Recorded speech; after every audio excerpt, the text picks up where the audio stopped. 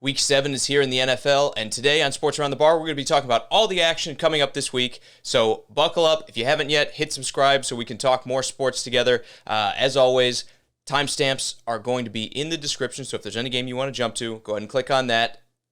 Let's get started. Let's start with Thursday Night Football, which is going to be kicking off here in about an hour and a half by the time I'm recording this. We have the Giants going on the road to face the Philadelphia Eagles. Bottom of what should be a bottom-of-the-basement battle from a team that is 1-4-1 going up against a team that is 1-5 in the Giants is actually a battle for the second place in the division.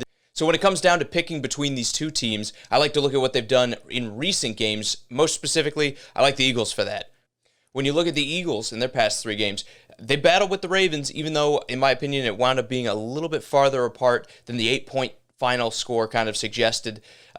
Before that, they beat the 49ers 2 weeks ago, and they battled the Steelers the week after that. So the Giants battled with the Rams, only losing that one 17-9. So they were still within striking range for the entire game, and a much better team in my opinion. They played the Cowboys and only lost by 3. They just beat the Washington football team by 1 point. They have not had a bad 3-game spell, despite what the record tells you. This has been a good group of games for both of these teams. Looking at it on paper, I would say this is probably going to be a really close game, and I don't know that I would take the Philly 4.5-point line that's out there right now. I think I might take the Giants at 4.5 because I think this one's going to be really close. The only difference here, I think, is going to be that Philadelphia defensive line that's going to power through the Giants. And while I don't think that Philadelphia is going to cover that line, I do still think they're going to win this game in what's probably going to be about a 3-point affair. I'm going to say 21-18. They're going to wind up beating the Giants and walking away with their second win of a 7-week NFL season to this point. On to Sunday's action, where we start with the Pittsburgh Steelers going on the road to face the Tennessee Titans. Battle of the unbeatens. 2 teams enter, 1 team leaves. Which team is that going to be? Now, the line right now has moved to Tennessee at -1, so people are picking the Titans at home to win by 1 point. It's going to be a very, very close game. I like that number. I think this is going to be one of the best games, if not the best game of the week. Not just because of the Titans flag you see hanging behind me, but because these two teams play such opposing styles of football right now. You have the Steelers that have been a dominant defense. They've gotten after quarterbacks. They're making great plays. And then you have the Titans that have been rather helpless on that side of the ball, especially in pass coverage. The Titans have been an unstoppable offense going through this point of the year, and the Steelers, while their offense has been good at times, it's also struggled as well, not dominating some of these teams that they should have, in my opinion, have been dominating. It's strength versus strength, defense versus offense. I can't wait to see which one comes out on top.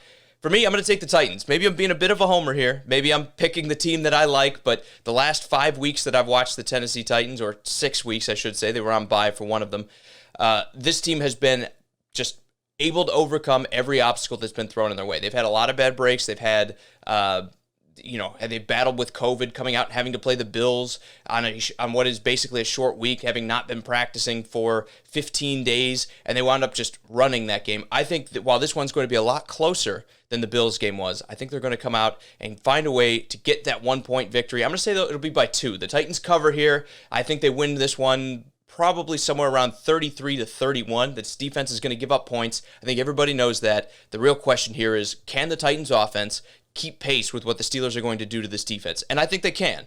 The way they've been playing to this point, it's been nearly impossible to stop Derrick Henry and then all the passing weapons that they've been able to utilize and kind of mobilize this year. And to be fair, in their run last year, they did as well. This offense, I think, is going to have enough surprises to move the ball and put up some points against what might be the best defense in football this year with the Pittsburgh Steelers. Sticking with the 1 o'clock games, we have the 3-3 Panthers going on the road to face the 3-2 Saints.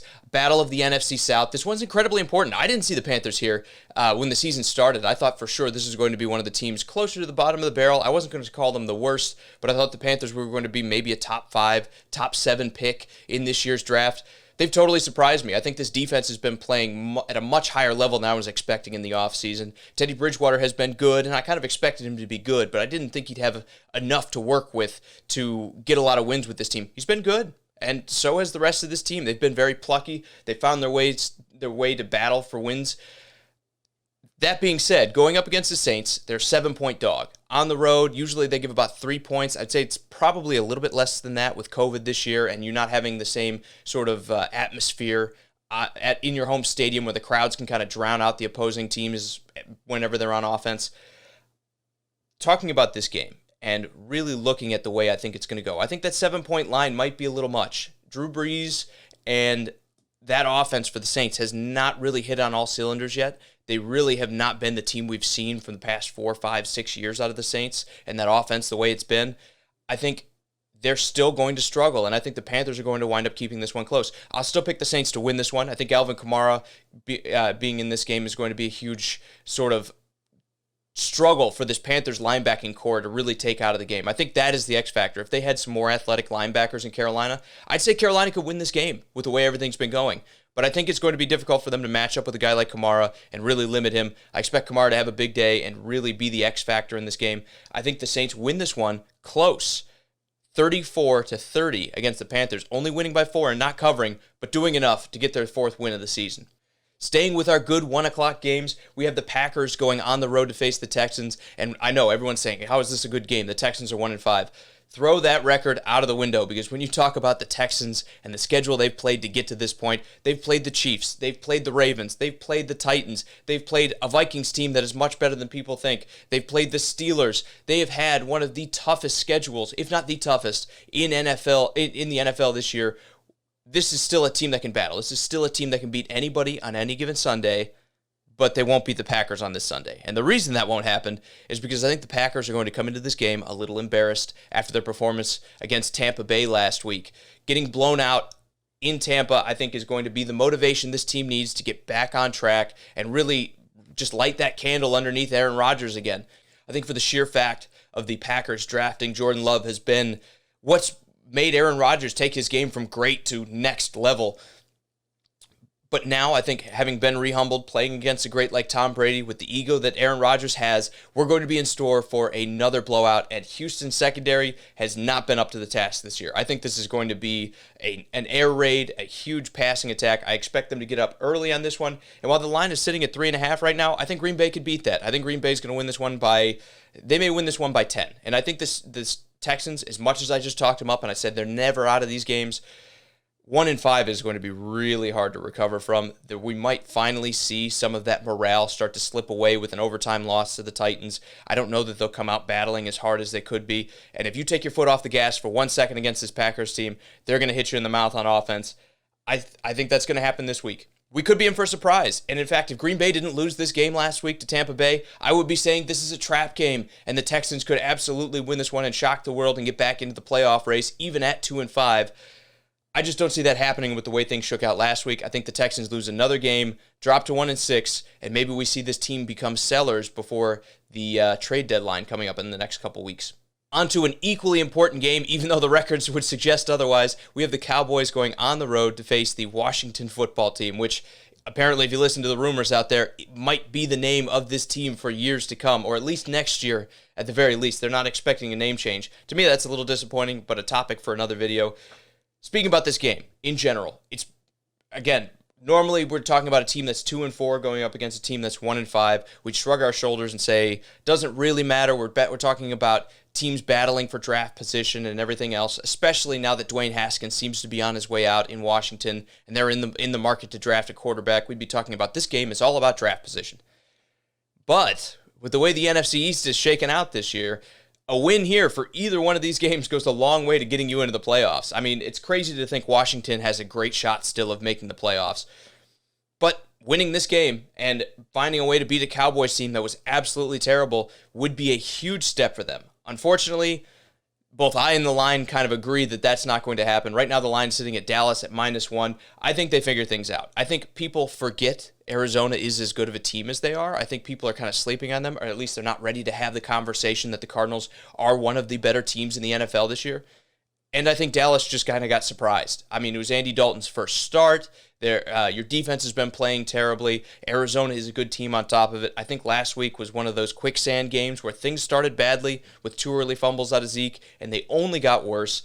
I expect things to be a little bit different here. I think even though that offensive line is chewed up for Dallas, I think they're going to find a way to do enough to get Zeke the yardage he needs to win this game. I really just don't see them coming out and slinging the ball with Andy Dalton. They're going to do everything they can in their power, especially with the way Kendall Fuller and Ronald Darby have played at the corner position for Washington. I think they're going to try to win this one on the ground and establish the running game with Zeke Elliott.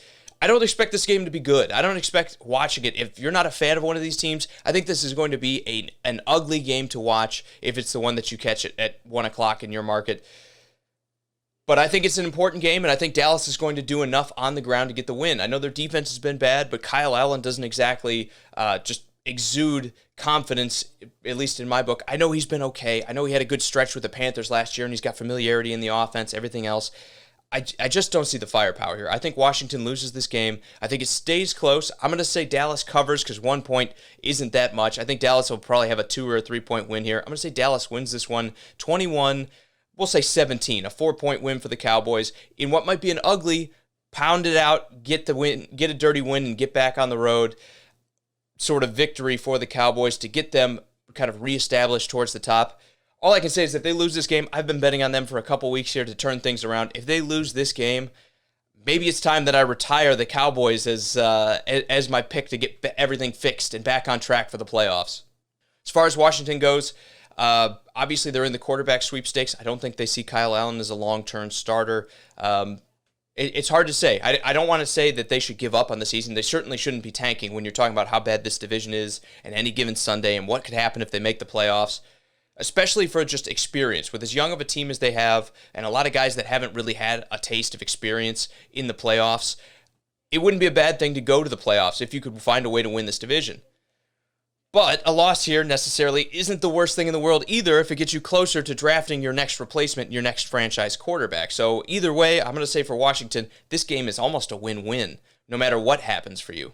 Next, we have what is on paper the most lopsided matchup, which is the 4-2 Bills going on the road to face the 0-6 Jets, which I think most power rankings, most people that have watched the NFL, everyone can agree the Jets have been the worst team in the NFL to this point.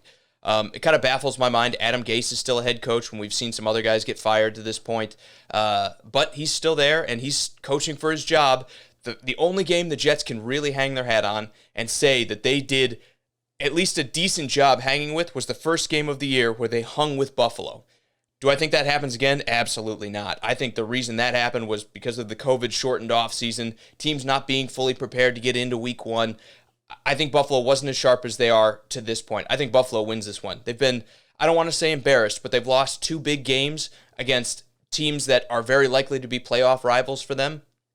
In the Tennessee Titans 2 weeks ago, and then the Chiefs last week, which that game was close. Buffalo was in it, but it just didn't seem like they were really as in it as they could have been. Kansas City seemed like they dominated that game. And if you look at a yardage standpoint, Kansas City was absolutely all over the Bills. I think they're going to vent some frustration on the Jets this week. I think this might be the week we see Josh Allen, kind of get back on track that he started in the first 4 weeks. He's going to sling the ball all over the place. We're going to see 350, 400 passing yards go on the board. We're going to see Buffalo jump out to a big lead and then coast. I'm going all Bills here. And I know, again, when it comes to the Jets, looking at the other side of the ball, a loss on paper helps you. Everyone says, we should tank. We should get Trevor Lawrence. We should get our new quarterback, throw Sam Darnold out. But the fact of the matter is this just is not a good football team. And I really think the focus should be on winning a couple games here before the season ends. You don't want to go into Week 10, Week 11, Week 12 sitting at 0-12, especially losing games in division. The Jets eventually have to have one of those kind of flag in the ground moments where they say, we are going to win a game to prove that we're not a just 0-16 team. This won't be the week for it. Again, I think the Jets are going to move to 0-7 and continue to be the favorites for a lot of teams to get that first overall pick in the 2021 draft. The 2-3 Lions going on the road to face the 1-5 Falcons. Another interesting matchup from the bottom tier. Again, a win from the Lions here puts them back into playoff contention, in my opinion. 3-3, that's certainly a hole that you can claw your way out of, no pun intended with them being the Lions. I think this is a group of guys that could walk away with a win in what seems to be a pretty even matchup on paper when you look at their offensive and defensive splits. Matt Stafford going up against Matt Ryan, two guys that, again, have had a lot of talent and have had bad teams around them for a lot of their careers.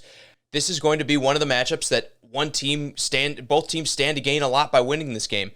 Matt Ryan's almost playing for his job with some of the comments coming out of Arthur Blank and other Falcons ownership about maybe replacing the quarterback. And what I think they meant by that was if we wind up with the first pick or the second pick and we can get Justin Fields or we can get Trevor Lawrence, it's going to be hard to not do that when you're talking about an aging Matt Ryan that, again, hasn't had a ton of success, might be looking at declining sooner rather than later. It's always hard to say when a guy's going to start losing that arm strength. With those kind of comments out there, Matt Ryan needs to establish himself. And we saw him start that last week when he got his first win of the season. The question is going to be which team kind of wins here, because Matt Stafford, while his job seems to be more safe than Matt Ryan's does, still needs to establish himself as a guy that can get this team to the playoffs. You know, the defense has been getting better. They're not there yet, but the defense has been getting better. The offensive line is good now. They've had running backs. They've spent picks on running backs. They have receivers. Sooner or later, everything's going to have to come together for the Lions. I think they're going to win this game. I think they're going to move to 3-3. They're going to have their chance to get back into the playoff conversation, especially with 7 teams making the playoffs this year. I know this line is set at -2.5 for Atlanta, but I like the Lions here to win outright. I think they're going to win this game by 4, 5, 6 points. The Falcons' defense has been terrible. I think on paper, when you're kind of comparing these two teams, Detroit should have the advantage in that. I think on paper, Atlanta's offense has certainly been better, but not to the point that I would say that it's a massive advantage. I think the Lions are an interesting team that if they win this game, we're going to be talking about them back in the playoff conversation. If they lose and they fall to 2-4, it's going to be the same old Lions again. So important game here for both of these two teams. I don't feel really good about either one of these two. I wouldn't lay any real money down on it, but if I have to pick, I'm going to take the Lions. I'm going to say they're going to win this one probably by 4. I'm going to say that Detroit wins this one 38-34, beating the Atlanta Falcons on the road. Our last 1 o'clock game is the 4-2 Browns going on the road to face the 1-4-1 Cincinnati Bengals. You already know who I'm taking in this one. I know Baker Mayfield is questionable. He's got a rib injury. But the way Kevin Stefanski makes it sounds like Baker Mayfield will play in this game. Even if he doesn't, if we're talking about Case Keenum going into this game, I still think I'll take the Browns. I know the Bengals have played tougher. Joe Burrow has had them in a lot of games this year, especially against bad competition. I just think the Browns are going to be able to run the ball really effectively, and Case Keenum has a lot of experience playing in Kevin Stefanski's offense. Look for them to be conservative, to throw the ball only when they have to, and just run the ball all over the Bengals. I think we're going to see a repeat of a lot of that Week 2 Thursday night game where Cleveland is in the lead and the Bengals are kind of nipping at their heels and catching up and falling behind and catching up and falling behind. And then ultimately Cleveland wins this one by 10 or 11 points. I think the Browns are just the better team when we're talking about what their offense can do. I think Cincinnati, while they've been getting better, certainly aren't quite there yet. I think Joe Burrow unfortunately takes his 5th loss of the season, and we see the Bengals drop to 1-5-1, and the Browns to continue to kind of cruise at 5-2. Moving on to 4 o'clock, let's talk first about a game that I don't think is going to happen. The Buccaneers going on the road to face the Las Vegas Raiders. I finally got it right. I'm stuck saying Oakland forever. This game I don't think is going to happen. I think with Vegas having all of these COVID reports coming out, especially with all of their offensive linemen going on that COVID list, I think the NFL is going to wind up rescheduling this game. I'm sure right now they're probably scrambling behind the scenes trying to figure out where they're going to put it and when they're going to actually play it and how many games have to be reshuffled. I just don't see this game happening. But if it does, there's no way you can't take the Buccaneers with the way that defensive front is going to be matching up against a group of backup offensive linemen.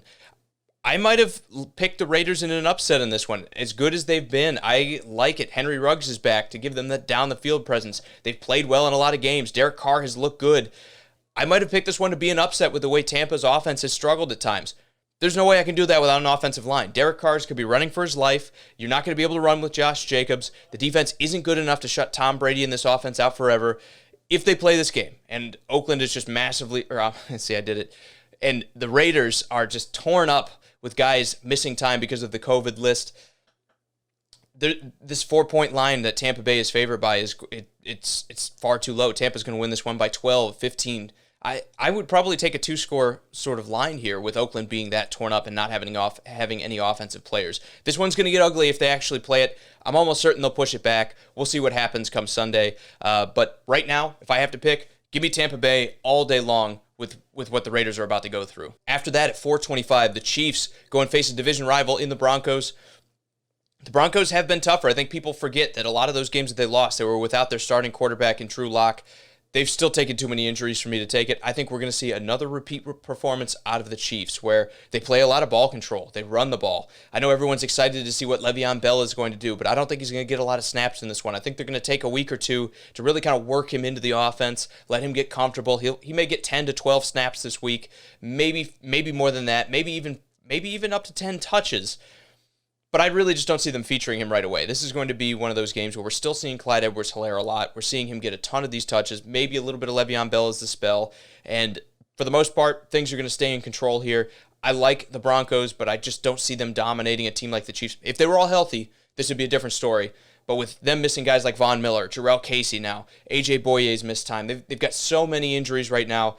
It's too hard for me to pick them, even with Drew Lock returning. I think this one gets ugly. It stays ugly. I think the Chiefs are going to win this one by about 10 points, which is right about where that line is.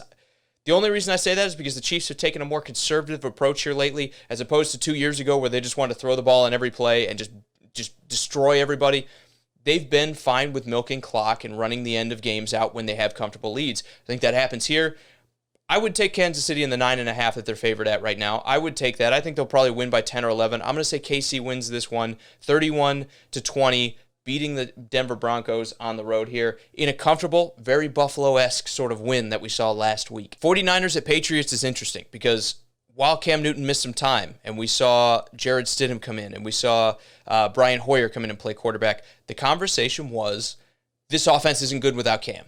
This offense can't put up points without Cam.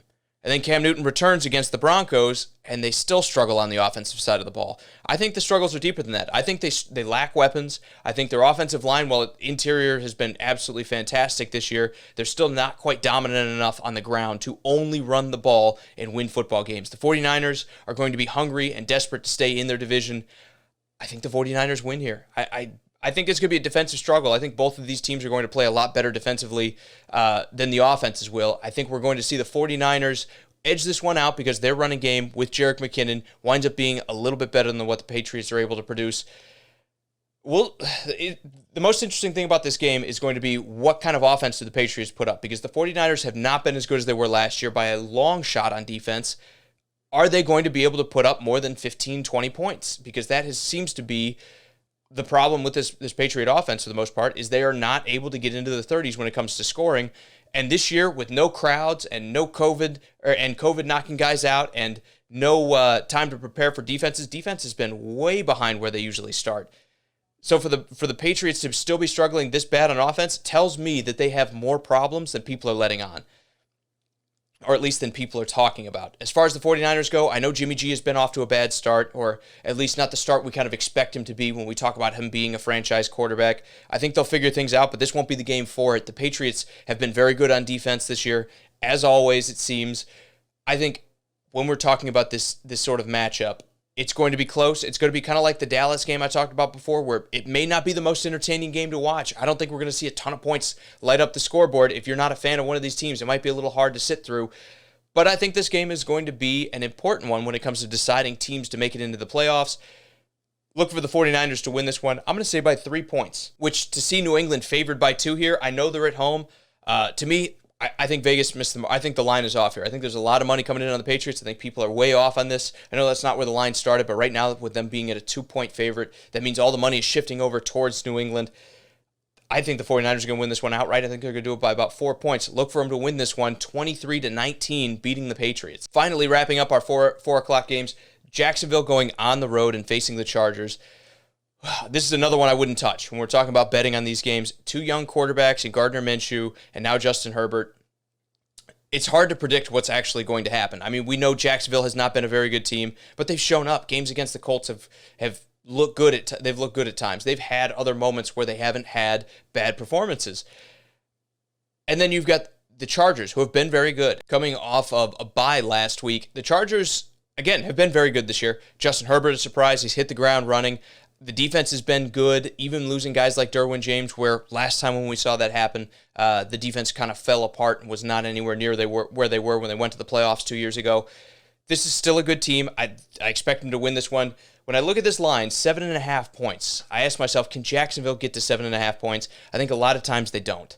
I think there's a lot of, if you played this game 100 times, I think I'd say 65% of the time, the Chargers probably win it comfortably, and maybe 75% of the time, they just win it outright.